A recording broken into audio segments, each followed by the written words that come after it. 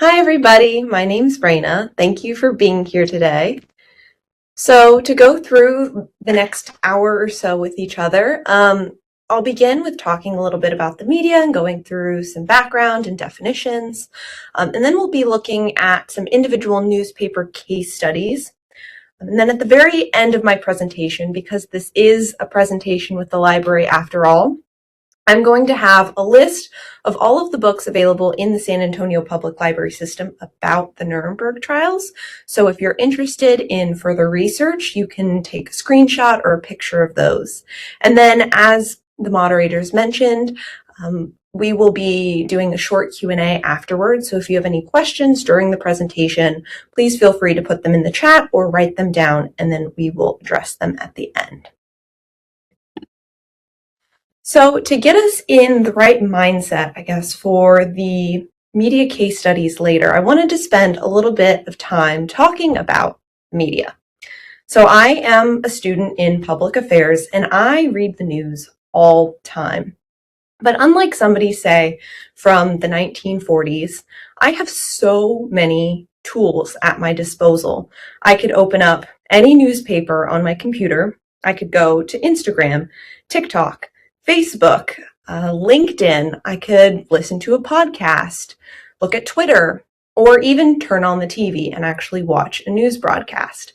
But somebody during or after World War II would have been a little more limited in the sources that they had available to them, mostly radio broadcasts or their local newspaper. But I don't by any means want to give the impression that because people were more limited in the types of sources they had access to, that these sources didn't come with their own set of biases or political affiliations. Much like how somebody might choose to watch Fox News or NBC News today, the papers that somebody chose to read often signaled a lot about their personal identity, political affiliation, or personal biases. And I have some news clippings on the screen here, and I want you to take a minute and think. How might somebody who would read the Detroit Jewish Chronicle differ from somebody who might read the New York Times or The Economist? I'm sure you can generate an image in your mind of the type of person who might choose to read these sources. But regardless of the news source that somebody was reading, today or in the past, what we all qualify as good news is often something that we all have in common. So I have some words on the screen: proximity, controversy, impact, interest, completeness. These are all often things that we qualify as good news. So I want you to keep all of these things in mind as we're looking at news later on. But so we all have a similar baseline going into this presentation, the case studies later on. I want to go through some basic definitions and concepts first. The first being Holocaust. So the Holocaust was the systematic state-sponsored persecution and murder of 6 million European Jews by the Nazi German regime and its allies and collaborators. The Holocaust was an evolving process that took place throughout Europe between 1933 and 1945. And as much as I would love to talk and spend this whole presentation talking specifically about the horrors of the Holocaust, the library has done many presentations in the past, so you're welcome to go and look at those as a resource if you are not educated about the specifics of the Holocaust. But I also would like to point out that Jews were not the only victims of Nazism. There were around 5 to 6 million other victims that the Nazi regime murdered during this time, and they targeted anybody that they deemed quote-unquote undesirable, including mentally and physically disabled people, Roma and Sinti, Jehovah's Witnesses, homosexual men, or political dissidents. So when we talk about the Holocaust, we often use it in tandem with this word genocide. And today, genocide means any of the following acts committed with intent to destroy, in whole or in part, a national, ethnical, racial, or religious group as such, killing members of the group, causing serious bodily or mental harm to members of the group, deliberately inflicting on the group conditions of life calculated to bring about its physical destruction in whole or in part, imposing measures intended to prevent births within the group, or forcibly transferring children of the group to another group. But the term genocide wasn't actually created until almost the entire end of the Holocaust in 1944. It was coined by a Polish lawyer named Raphael Lemkin, and Lemkin worked very hard to popularize the term. And the first time it was used in a court of law was actually at the Nuremberg trials in November 1945. So while the Nuremberg trials have become synonymous with this term genocide, it was actually very much in its infancy at the time, even though we use it to talk about the Holocaust and the Nuremberg trials today. So to go from, these definitions and the Holocaust and the awful things that happened there to the Nuremberg trials, we have to start at the end of World War II in Europe, which officially was marked on May 8th, 1945, and was largely spurred by Adolf Hitler's suicide on April 30th of that same year. But oftentimes people think that the liberation of the concentration and death camps didn't start until after the war was officially over. But this wasn't the case. Liberation of the concentration and death camps started almost an entire year before the end of World War II in Europe. The first camp to be liberated was the Majdanek concentration camp in July 1944. And the Allied powers, which was the United States, Great Britain, the Soviet Union, and Free France, because France was split into two at the time, started advancing on the Third Reich, the Nazi regime. And as they started chipping away at the territory that the Nazi regime had taken over, they came across these camps, and they had actually known about them before they even liberated them. But they were horrified by the things that they saw when they entered. Thousands upon thousands of dead bodies, people that they described as walking skeletons because they were so dehumanized and emaciated. Thousands of suitcases and shoes and pounds of hair that had been taken from these people, and mounds of bone ash, like you can see at the bottom of my screen here, from the crematoria where they disposed of these bodies. And so in addition to helping the survivors of these awful, awful things recuperate and recover, they also started documenting the things that they were seeing. And General Eisenhower, who became President Eisenhower, actually ordered that pictures of these things be taken so that nobody could deny what was happening and what had happened. But beyond that, they didn't really know what these photographs were going to be used for. And they began starting to be published in newspapers so that the public was made aware of what had happened. And we're very thankful that we have them today because they were used not only to prosecute Nazis for what they did, but today serve as undeniable proof that the Holocaust did in fact happen. So the Nuremberg trials were proposed by the Allied powers, like I mentioned, Great Britain, the US, the Soviet Union, and France, in March 1945, so as World War II in Europe started to end. And they called themselves the International Military Tribunal. And as they were discussing this trial and how they wanted it to happen, they chose the location Nuremberg, Germany.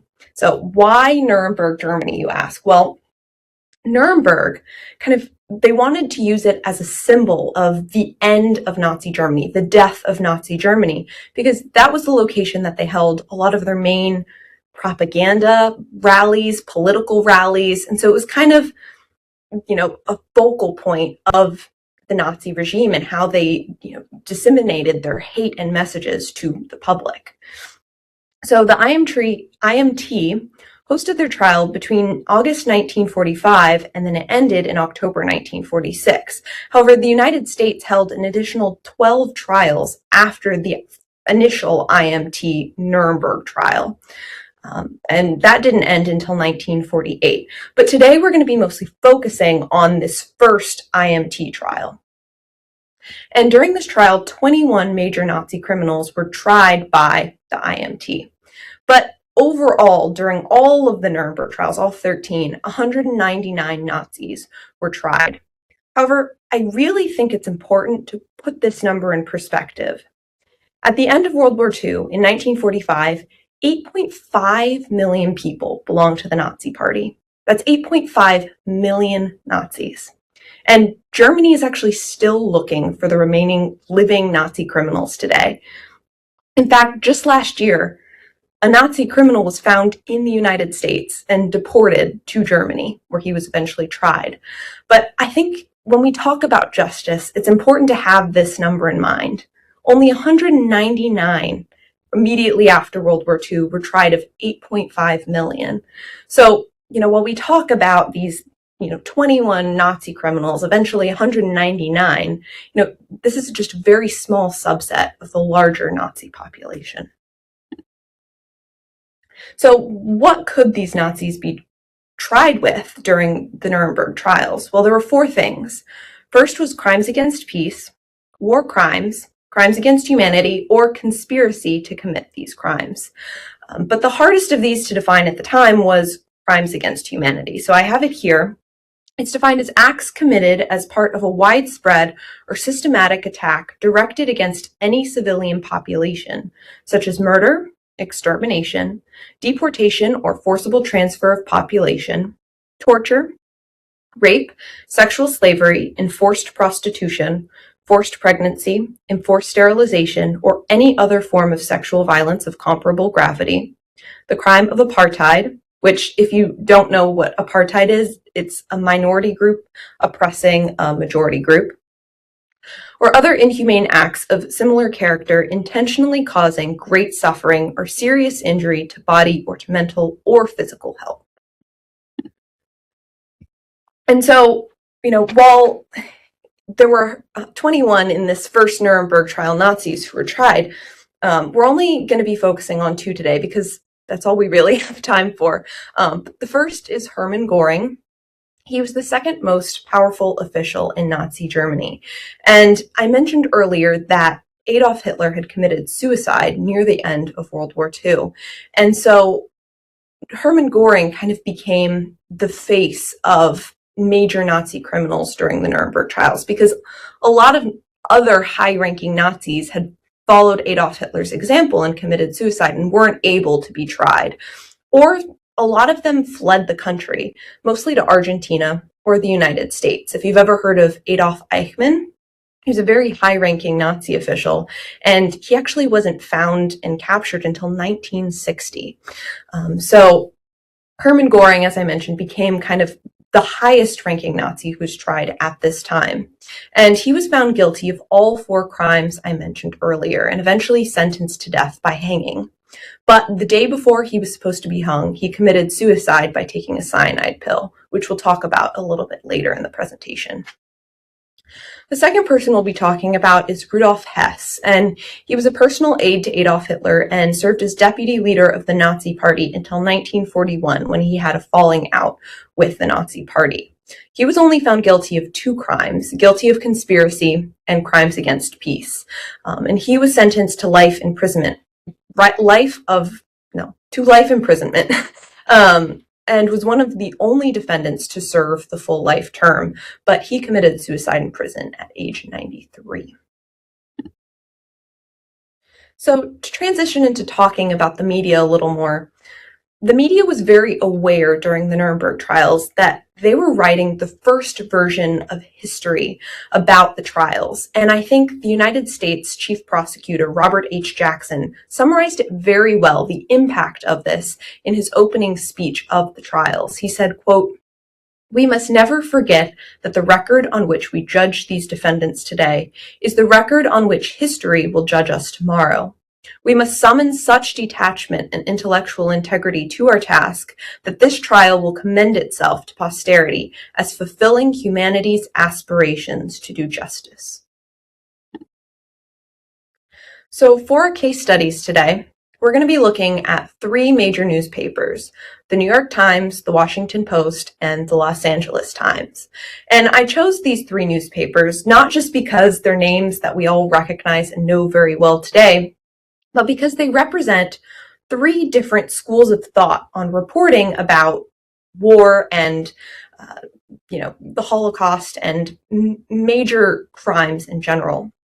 So to talk about this a little bit, first the New York Times.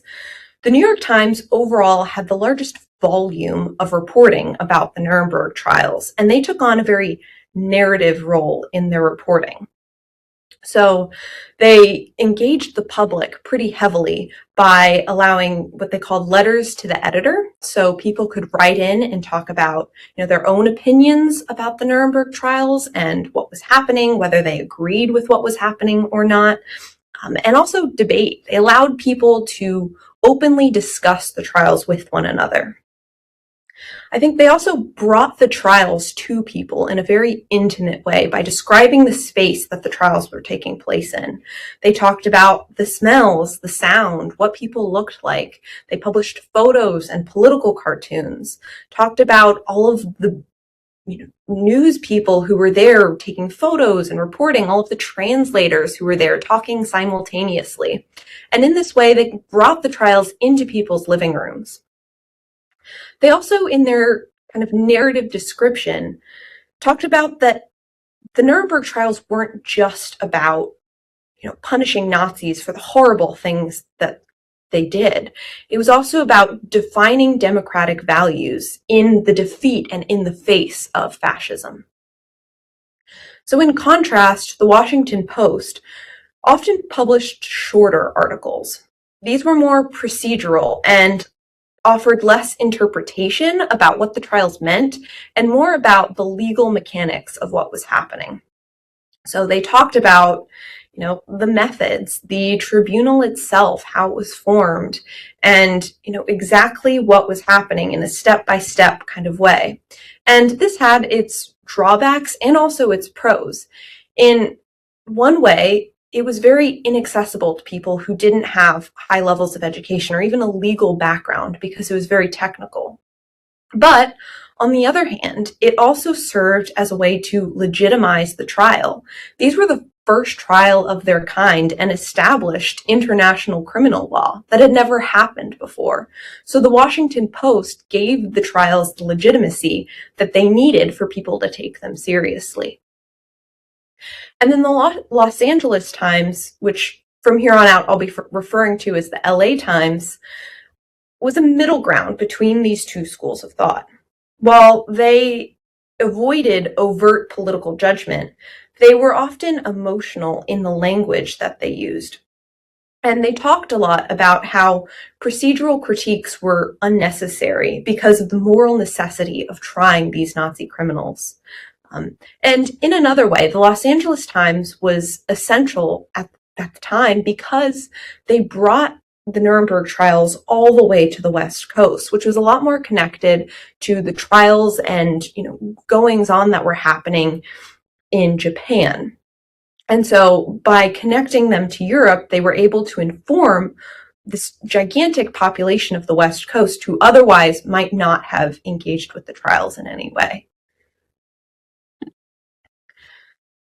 But one focus of all three papers was Rudolf Hess's mental state. So Rudolf Hess, as I mentioned earlier, was a major Nazi criminal, but as he began the trials, he said that he had amnesia. And they even showed him some video footage to try and spark his memory so he could remember exactly what had happened. And he was able to say, I know who Hitler is, I know who, these other Nazi officials were, but he didn't even say that he remembered being there. And this claim had some sort of validity because he had underwent several psychological tests in which it was proven, I guess, that he had amnesia. But later on during the trial, he petitioned the tribunal for an audience and said that he had made the whole thing up and that he was ready to take an active part in his defense. And the tribunal debated whether or not to allow him to do so for quite a long time. And the LA Times repeatedly said he was unfit to stand trial and, doubted that he would be able to actually do so until the IMT said otherwise. But the New York Times, following this narrative role that they had, took a stance pretty early on, and they said, quote, he was praying insane in an attempt to cheat justice. And this has become the narrative today, that he faked it the entire time so that he could avoid justice for the things that he had done. But one thing that I'd like to mention here is the paper's focus on the individual. The trials were overwhelming in scale. You had millions of victims and thousands of documents that were being shown. And so by focusing on the individual, they were able to create more of a narrative around the trials. But I'd like to ask the question, at what cost? I think there's this tension between storytelling and crafting a historical narrative that's going to be remembered. And so I mentioned that there were political cartoons that the New York Times had published. So I have two on the screen here that we can take a look at. This first one has Hermann Goring right here, as well as some of the other defendants of the trial in front of Holocaust victims. And the bottom, it says the silent jury. The second one also has the defendants, but in a more caricaturized style, in front or behind a characterization of death that says one witness is enough. And these were published in the same paper on November 25th, 1945, alongside regular factual reporting about the trials and what was happening. And these political cartoons were used to engage in debate with people, but also to talk about the significance of the trials and what the trials were really being held for. But despite the debate and engagement that the papers offered, keeping people reading was a really hard task. And I think historian Nathaniel Moir summarizes it very well. He says, quote, initially, the Nuremberg trials garnered a huge bevy of American journalists, including such luminaries as Ernest Hemingway. However, as the cases dragged on, the ranks thinned out, with many reporters and their readers losing interest as the court considered the mountains of documentary evidence. In the end, crucial aspects of the trial were unreported, and many stories ended up in the back pages of most newspapers. And I mentioned the excess of documentation that was shown during the Nuremberg trials. And if you've ever, doom scrolled on TikTok or Instagram, you might understand what readers of these newspapers at the time might have been thinking. They had such a bountiful access to information that they were just reading the same thing over and over and over again. And it's not that they didn't care about the trials or the justice that was being administered at them. There was a form of narrative exhaustion that was happening, because how do you report on genocide when every day adds a new level of horror? So, while all of this happened almost 80 years ago, I think it's particularly relevant today as we think about, how we engage with the news around us, especially when something lasts a really long time and we're trying to stay updated, but are hearing these awful things that are happening over and over and over again, or even just general things that are happening over and over and over again. The German population in particular did not engage with the trials very much. The Army's American Information Control Division did a poll, which was published in the New York Times, where they reported that the majority of Germans had little to no interest in the trial, even though 80% believed that the defendants were guilty. But a large reason that they didn't engage with the trial was because of their dislike of foreign judgment. They believed that Nazi criminals should have been tried in Germany by Germans. At the same time, a lot of them said that they were more interested in the economic issues that were happening at the time, the things that they considered more relevant in their day-to-day lives, such as coal shortages, which were a pretty big issue. But even though engagement was difficult during the Nuremberg trials, there were occasional upticks in readership. One reason for this at the very end of the trial was death sentences and Goring's suicide, as I mentioned earlier. And there was a lot of theory and speculation about how Göring obtained the cyanide that he used to commit suicide. So it was not just the what, but the how of how this happened, because he was one of the closest guarded prisoners of the time. So some people speculated that he had hidden the cyanide since its capture, or that guards were negligent or complicit in him obtaining the cyanide. But one thing that I'd like to point out about Göring's suicide is that it almost completely overshadowed the 10 death sentences that were administered the day after. You can read it just in the headlines. Göring kills self with poison. 10 other Nazi leaders hanged. And so in this way, he kind of competed with the tribunal's authority by seizing narrative control.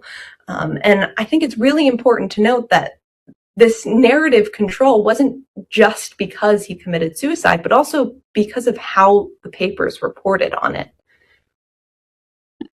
But Nuremberg is still mentioned in the news today. The clippings that I have on the screen here are from the last couple of years. Many of them are from just 2025 alone. There was a movie that was created last year called Nuremberg. I haven't seen it, so I can't attest to, its historical accuracy, but it's a fictionalized story or representation of Göring's relationship with his psychiatrist. So that was in the news a lot last year.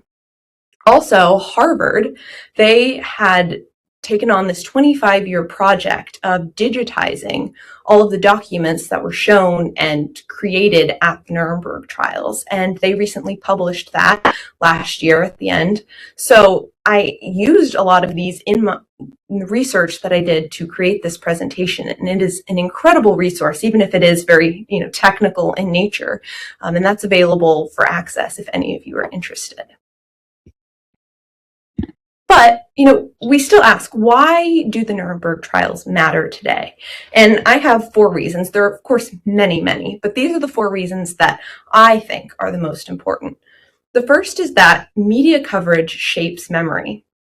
The way that the papers reported on the Nuremberg trials ensured that we remember them as a form of justice. But depending on how they had reported, we could have also remembered them as maybe revenge or even political theater, but we remember them as justice because of the narrative that was formed about them.